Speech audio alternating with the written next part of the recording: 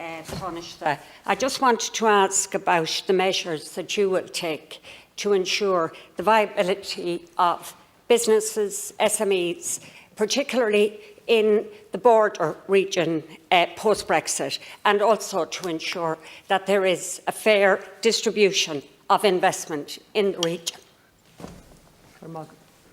Thank Deputy Harkin for this question, and I want to assure the Deputy that we are focused on balanced region development and protecting the viability of business and SMEs throughout the country, generally, even before COVID, but certainly in relation to COVID and in relation to Brexit, what's coming down the tracks. And we've took a very strong regional balance, a regional approach over the last 7 or 8 years as Fine Gael have been involved in the various governments, and that's why you'll see the stats that the majority of jobs, over 65%, are created outside of the Dublin capital and in the regions. But that's a constant aim and something we can never take for granted, so we're constantly focused on trying to push the jobs out to the regions. And even if you take any quick look at Project 2040 and the long-term plans there, they are about that regional balance, investment for jobs, but in all sectors and all services as well. Specifically, my department and our agencies assist enterprises of all types and sizes in Ireland, and all ages, to go back to Deputy McGrath's point as well. This includes access to finance, management development, mentoring, business development programmes, market supports and trade promotion.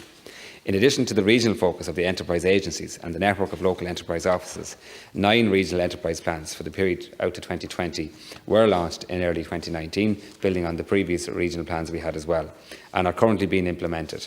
These plans were developed by regional stakeholders and overseen by my department. And again, it's that bottom-up approach involving all the local players in collaboration to bring forward the best ideas and the best projects that we can fund at a national level as well. In preparing for Brexit, the Government has introduced a range of measures to assist business and SMEs, which include Brexit checklists and advisory tools, direct grants and loans. For example, Enterprise Ireland are running an online customs light course and will also launch a new Brexit readiness checker, while the new €2 billion credit guarantee scheme is the largest guarantee scheme that has ever provided for Irish businesses. These measures ensure there is financial assistance and advice available for Irish businesses as they resume trading and rebuild both through COVID and through Brexit, and the supports are available through our LEOs, through Enterprise Ireland and through our other agencies from our department as well. The Regional Enterprise Development Fund is funding currently 68 projects across all regions to a value of €100 million. And the Border Enterprise Development Fund is funding 11 projects in the border region to a value of €17 million, trying to target the resources where you rightly say they are needed. In addition, 12 projects to a value of €4.6 million have been approved under the Regional Technological Clustering Fund. These projects will enable regions throughout Ireland to build enterprise capability and capacity in a post-Brexit environment. Thank you, Minister, and thank you for your response. Now, you said very clearly that there is a balance of development across the regions, but does that explain why the European Commission has downgraded the border and the northern and western regional area from more developed to a region in transition? Minister, that happened because the growth is not there, because the growth in jobs are not there. For example, the growth in high-value jobs in the North and West was 5.4%, whereas in the East and Midlands it was 17%. And the average wage is about €7,000 less per week. So, Minister, we don't need to hear more of the same. We need to see new innovations and we need to see new actions to really deliver that balance of development. Again, Deputy, I mean, I would agree with you, we don't need to hear more of the same. And I would constantly try to put out the view that people in here talk down rural Ireland and talk down regional Ireland when there's loads of opportunity and loads of supports.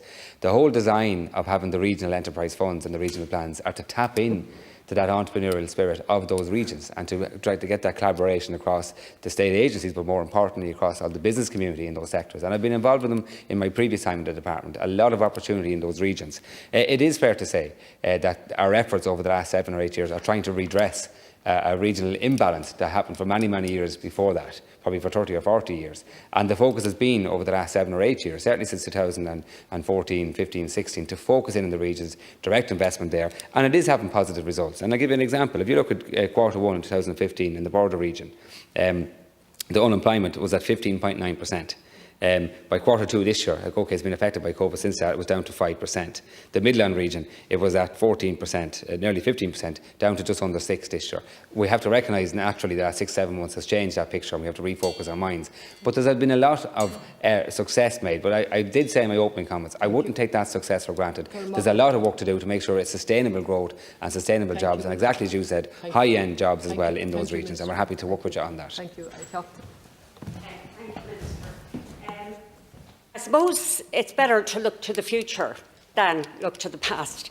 And in that context, because we will now be a transition region, we have an opportunity for European structural and investment funds. And that means there can be a better co-financing rate. So I want to ask the Minister, will this government ensure the highest possible co-financing rate of 60% vis-à-vis 40% elsewhere? And will they look at integrated territorial investment? Because that's been applied across the EU to EU cohesion funds very successfully. And if the Minister would commit to that, and also to ensure that the regional assemblies are the vehicle through which this growth can occur, I think that's going to be absolutely crucial over the next 5 years. Thank you. Thank you, Deputy Minister. To be clear, Deputy, I welcome the involvement of the regional assemblies. I think they have a very active role to play, and we would have engaged them quite a lot in the development of Project 2040, the National Development Plan, and the National Planning Framework around that as well, to guarantee that those regions had long-term plans. Because I would have said it before in these houses here, if you were going to permanently redress an imbalance in regional development, it's not going to happen in 1 year or 2 years. It will happen in sustained investment over a 20 or 30-year period. But you have to have plans that match that. And that's why on the 2040, they are 20-year plans with long-term commitments. And you've seen again in the budget just announced this week, the capital spend over 10 billion with a regional focus on that as well. So we are investing the capital to match the plans and the ambitions. And certainly, as a department, we will work with all to maximise the drawdown from European co-funding initiatives. Again, there was money set aside in our budget plans for more investment in the regions, in our baseline funding, but also in the recovery fund that we can draw on extra, with an extra 30 million there available for regional enterprises and regional support. So we're very much committed to doing this, and we will work with anybody that wants to help in that mission, but in a positive agenda. And I totally agree with you, looking forwards, not backwards.